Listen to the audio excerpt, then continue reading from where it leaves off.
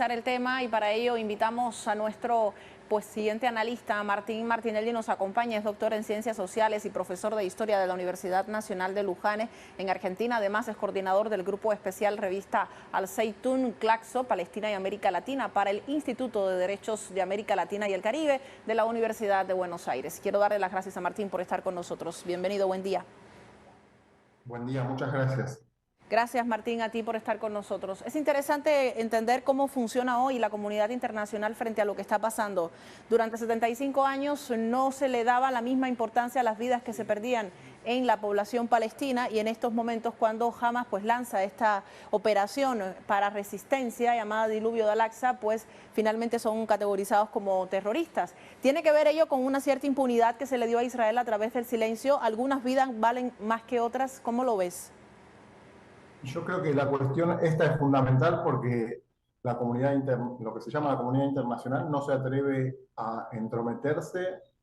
pero sí lo hacen tanto Estados Unidos como la Unión Europea, es decir, la OTAN, la Organización del Tratado del Atlántico Norte, cuando envía armas, cuando envía todos los años más de 3.800 millones de dólares de ayuda militar y para el desarrollo de la tecnología para seguir oprimiendo a los palestinos durante tanto tiempo, y la cantidad de vidas, no solo los muertos y heridos, sino las vidas afectadas también mentalmente, las vidas a diario de un niño que nació en Gaza hace 15 años, que es el 41% de la población de Gaza y el 38% de la población palestina son menores de 15 años, y de eso no se habla, la cantidad de niños asesinados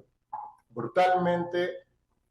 secuestrados, porque cuando los encarcelan tampoco es que los juzguen, sino que hay un montón de prisioneros palestinos, y esa lógica de opresión, de avasallamiento de todos los derechos básicos humanos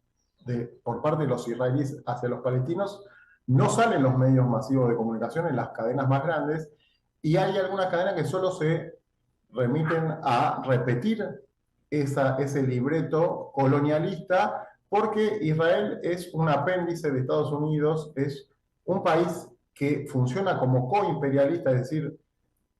el mandato de Estados Unidos, y tiene una función de existir en esa región, y lo dijo, por ejemplo, Joe Biden en 1986 en el Congreso de Estados Unidos: si no existiese Israel, lo inventaríamos, porque cumple una función, tanto para el capitalismo como una función de parte de Estados Unidos hacia la región de Medio Oriente, que es una región central. Y no es casual que esté fracasando en Ucrania las fuerzas de la OTAN, y que haya un nuevo poderío tanto de Rusia como de China como de Irán, que son los que consideran enemigos de Estados Unidos. Entonces va tratando en diferentes frentes generar focos de tensión, porque esto no pasó hace 3 días, esto viene pasando hace muchos años, y lo de Gaza es cíclico, cada 2, cada 3 años. Israel busca cualquier pretexto para destruir totalmente Gaza, y lo que hace el movimiento de resistencia es lo único que tiene a su alcance, dado que está bloqueado por aire, mar y tierra. Martín, en ese sentido me gustaría consultarte, ¿te escuchamos? Sí, estamos muy bien. Te escuchamos muy bien, Martín. En ese sentido quería consultarte, en estos momentos hablamos de un apoyo constante que está llegando, bueno, ya se dio a conocer de parte de Estados Unidos y de otras potencias para apoyar a Israel, pero cuando hablamos de apoyos que también está recibiendo Hamas con otros grupos militares, al tiro se le considera como un acto terrorista y se descalifica el apoyo que puedan recibir. Ello me parece muy interesante que podamos aclararlo, porque de alguna manera aleja este conflicto de solo un tema religioso. No tiene que ver solo con un tema religioso, sino que va también con derechos humanos universales que le han sido negados al pueblo palestino durante muchos años.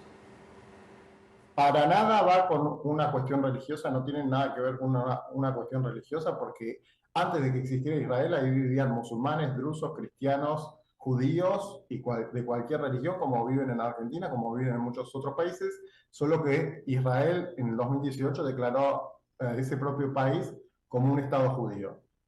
Hablando de terrorismo, el máximo hecho terrorista de la historia lo cometió Estados Unidos con las bombas de Hiroshima y Nagasaki en 1945, con las bombas que arrojó toneladas y toneladas sobre Vietnam, sobre Irak, sobre Afganistán, sobre Libia, con millones y millones de muertos, Solo en los últimos 20 años, casi 40 millones de refugiados en esta región de la que estamos hablando, porque este es un conflicto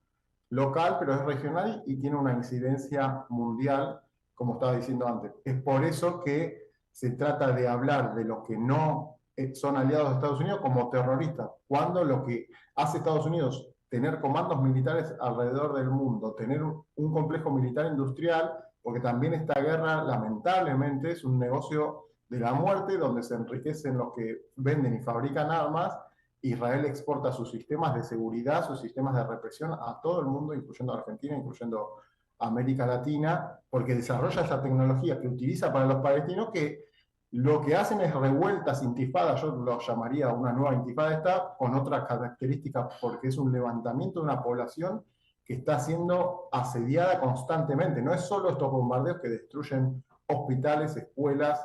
niños muertos, mutilados y con todas las secuelas que ello deja, sin agua, sin combustible y sin nada para construir ni reconstruir sus vidas en la mayor prisión a cielo abierto del mundo. Eso es lo que primero hay que decir antes de decir que reaccionaron de una u otra forma. Lamentablemente, los civiles son perjudicados, pero esta es una situación semejante a la revolución de Argelia, donde los franceses estaban invadiendo su territorio, a lo que sucedió en Angola, en Sudáfrica con el apartheid, en Vietnam con la rebelión de los vietnamitas frente al asedio imperialista francés y también luego estadounidense, por lo cual estamos viendo un caso con nuestro propio ojo donde un pueblo o un grupo se está rebelando ante una situación que ninguno de nosotros podría soportar, porque es una situación diaria la que viven los palestinos frente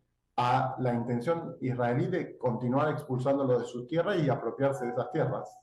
Sí, sin duda no se puede entender y tampoco no lo podemos entender porque no lo hemos vivido, Martín. Y me parece que el tema de la experiencia es fundamental. No es lo mismo pues juzgar desde otro lugar, desde nuestros privilegios, desde nuestras condiciones y directamente poner la mirada allí sin tomar en cuenta cada uno de estos factores. La última consulta que quiero hacerte, Martín, tiene que ver con un posible punto de encuentro para solucionar este conflicto. Sé que es alejado, sé que puede ser utópico, pero es importante poner en la mesa también cuáles son las demandas de un lado y de otro. Quisiera que me puedas comentar cómo podríamos analizarlo desde los pedidos que hace Palestina, el hecho de no continuar con las violaciones a los derechos humanos de su población, no continuar con las profanaciones de sus espacios religiosos y, por supuesto, tampoco seguir expulsándolos con las demoliciones de sus viviendas de este territorio. ¿Cómo podríamos entender estos puntos de encuentro o desencuentro entre ambas partes? Lo primero que piden los palestinos es, aparte del derecho al retorno de todas las poblaciones y campos de refugiados que hay en Siria, Líbano, Jordania o dentro de la misma Palestina, ellos consideran un derecho a la autodeterminación y un derecho a vivir en la tierra que vivieron durante siglos, durante décadas, y de donde fueron expulsados y donde no les permiten cultivar, no les permiten convivir en esa propia tierra. Entonces, el Estado que ellos piden, que no tiene todos los atributos actualmente, por eso no termina de funcionar como un Estado, está diseccionado, y el tema es que está eso en una situación de tensión porque hay controles militares israelíes por todos lados. Si una solución posible, aunque fuese utópica o no, sería que Israel desmantelara todas las colonias de asentamiento que hay en Cisjordania y los más de 600.000 o 1 millón de habitantes que hay ahí israelíes fuesen a la parte israelí. Otra formulación que se hace es la de que haya un solo Estado que cohabiten las dos nacionalidades, como pasó en otras situaciones, donde los que están de Israel acepten que no es una supremacía racial que tienen, sino que pueden convivir dos nacionalidades como en cualquier otra parte del mundo, pero para llegar a esa conciliación, el primero que tendría que dejar de alimentar ese fuego constantemente es Estados Unidos, porque como dije, como Israel cumple un rol para esa potencia extrarregional que tiene sus intereses en los hidrocarburos, pero también como pasos estratégicos, y no es casual que el BRICS Plus haya ampliado a Irán, Arabia Saudita, Emiratos Árabes, Egipto y Etiopía, que están en esa zona. No es casual que esta guerra esté ocurriendo un mes después de que se haya declarado que a partir de 2024 cambia aún más o totalmente el mundo de paradigma, porque los países que fueron colonizados hace 100 años ahora se están organizando como de forma similar en algunos sentidos al movimiento no alineados y con las características que tiene el capitalismo de desigualdad, esto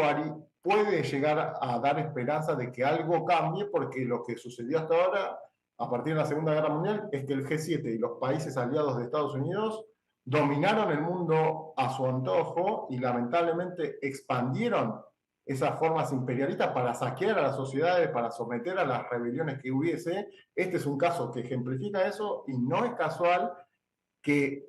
con el fracaso que está viviendo en Ucrania,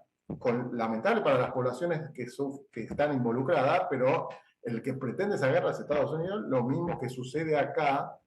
es el que está detrás de la escena, que pareciera no aparecer para los grandes medios de comunicación y que de esa forma están omitiendo el dato principal. Si no existiera Estados Unidos, Israel no haría esto con los palestinos, pues no tendría ese soporte y podría vivir ahí mismo como ya vivían antes, cuando no sucedía esta cuestión de tensión, que no es un conflicto, sino que es un colonialismo de asentamiento y que quiere seguir extendiéndose, acaparando más territorios palestinos y expulsarlos, o en este caso, aniquilarlos, lamentablemente. Entonces, en esos planes de Gran Israel tendría que cambiar para que se pueda solucionar lo que está en la región, donde también es la región a donde más armas se venden en el mundo, porque el petróleo y la guerra han estado intrínsecamente relacionados y los países petrolíferos quieren cuidar ese petróleo, pero es un círculo que se va retroalimentando. Que Irán y Arabia Saudita se hayan reconciliado, que estén en la Organización de Cooperación de Shanghái, en el caso de Irán, o Arabia Saudita queriendo ingresar. Y lo que acabo de decir del BRICS, Estados Unidos iba a responder de alguna manera con una guerra. La guerra de Ucrania no existiría tampoco si Estados Unidos no quisiera instalar bases militares, que Ucrania sea de la OTAN y instalar misiles nucleares ahí. Lo mismo sucede acá. Los misiles nucleares que tiene Israel los maneja Estados Unidos, no Israel. Gracias, Martín, por tus ideas bien claras y, por supuesto, por darnos una imagen mucho más amplia de este panorama. Sin duda alguna, estamos hablando del mismo esquema que ha aplicado en Ucrania y que en estos momentos acá se recrudece aún más por la cantidad de civiles que están muriendo tanto de un lado como del otro, porque eso no se puede negar. Finalmente es el pueblo quien pone los muertos. Muchísimas gracias por habernos acompañado. Muchas gracias a ustedes. Saludos.